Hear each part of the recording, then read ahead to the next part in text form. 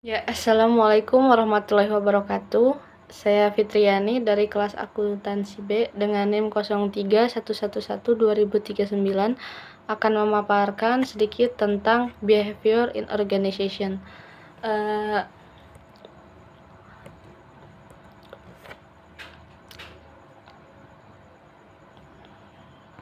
Di dalam behavior in organization, setiap organisasi itu pasti memiliki tujuan.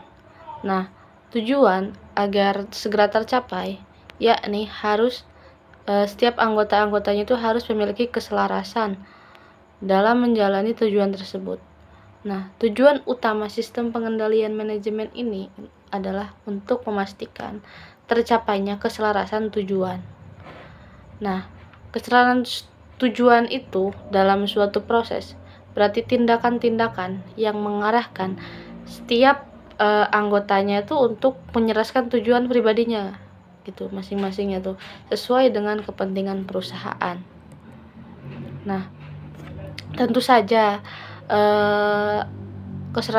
keselarasan tujuan tuh secara sempurna antar individu tuh pasti jarang gitu kan, tetapi sebisa mungkin kita meminimalisir perbedaan tersebut gitu kan. Satu alasan penting, setiap orang yang bekerja biasanya tuh menginginkan kompensasi gitu kan dalam bentuk uang. Sedangkan dari sudut perusahaan tuh ada batas tertentu gitu kan ketika kompensasi itu dapat diberikan gitu kan. Nah, pertimbangan dari strategi perusahaan itu tindakan apa sih yang dapat memotivasi karyawan gitu buat melakukan pekerjaannya secara all out gitu. Nah, apakah tindakan karyawan tersebut jika seperti itu sesuai kepentingan perusahaan atau tidaknya gitu kan. Kemudian ada faktor informal yang mempengaruhi keselarasan tujuan. Nah, faktor informal ini biasanya bisa berbentuk aspek internal dan eksternal. Nah, aspek eksternalnya itu terkait dengan norma-norma tentang perilaku yang diharapkan dalam masyarakat di mana organisasi atau perusahaan menjadi bagian daripadanya.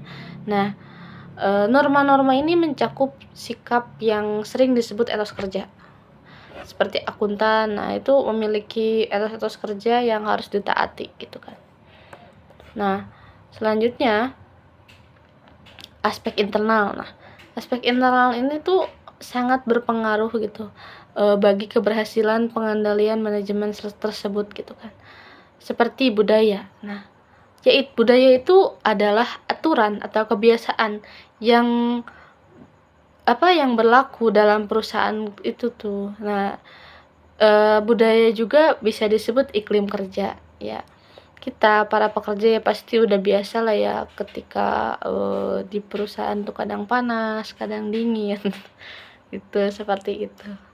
Nah, kemudian ada gaya manajemen. Nah, gaya manajemen itu termasuk sifat kepemimpinan dari atasan kita ya gitu kan terhadap pengendalian manajemennya. Nah, sikap bawahan itu dapat merefleksikan apa aja nih yang mereka anggap sebagai sikap atasannya tuh yang baik gitu kan, yang benar yang bisa mereka tiru gitu kan. Nah, kemudian ada organisasi informal gitu kan. Organisasi informal itu tuh hubungan kerja secara informal antara bagian satu dengan bagian yang lainnya gitu kan.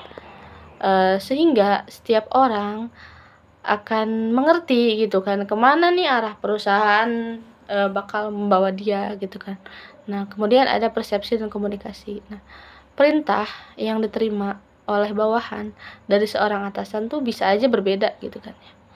Jadi ketika orang kita meeting dengan atasan tuh kadang cara tangkapnya para karyawan atau para bawahan kita itu beda-beda gitu menafsirkan kata per kata kitanya. Nah, kesalahan persepsi itulah yang bisa aja terjadi gitu kan.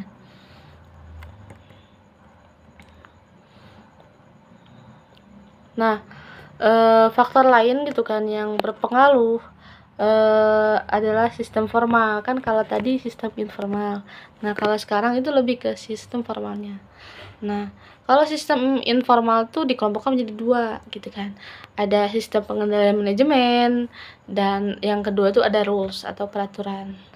Peraturan tuh biasanya udah tercantumnya di PKB atau perjanjian kerja bersama gitu kan.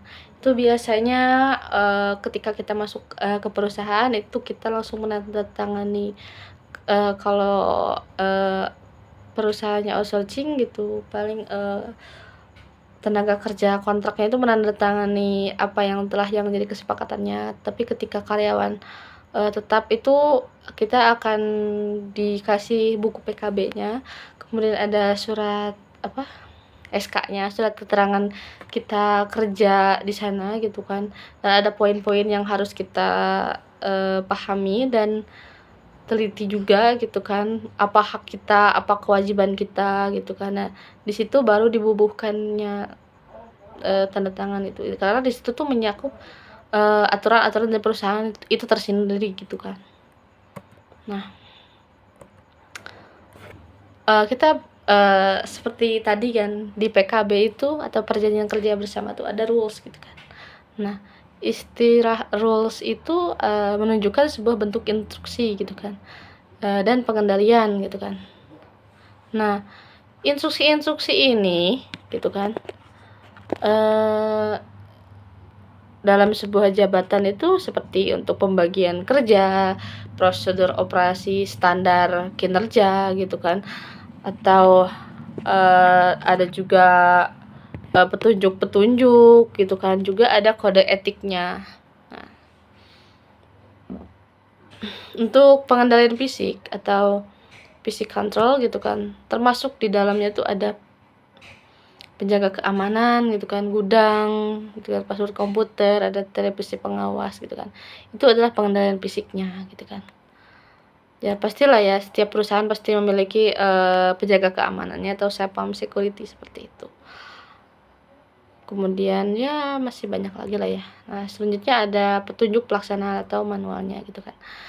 Adalah aturan-aturan tertentu yang harus dijalankan. Seperti contohnya kita pada jam istirahat tidak boleh berada dalam ruangan kerja kita, tersebut seperti itulah. Dan ketika dalam gedung itu kita tidak diperbolehkan makan gitu, seperti itu. Jadi setiap perusahaan punya aturan-aturannya tersendiri gitu kan, biar menciptakan lingkungan kerja yang kondusif dan bersih gitu kan. Nah, kemudian ada sistem pengamanan. Nah, berbagai pengamanan itu yang dirancang ke dalam sistem ini tuh itu untuk menjamin akurasi informasi gitu yang mengalir melalui sistemnya perusahaan tuh, mencegah adanya kesalahan gitu kan. Seperti kalau yang di perusahaan saya itu ada sistem pengamannya tuh TTCMS, itu ada seperti itu. Dan selanjutnya tuh ada sistem pengendalian tugas atau task control system. Nah, pengendalian tugas itu adalah proses yang menjamin nih bahwa tugas-tugas tersebut tuh dapat dikerjakan dengan baik gitu kan, dan dapat dikerjakan tepat waktu gitu kan, sesuai deadline-nya.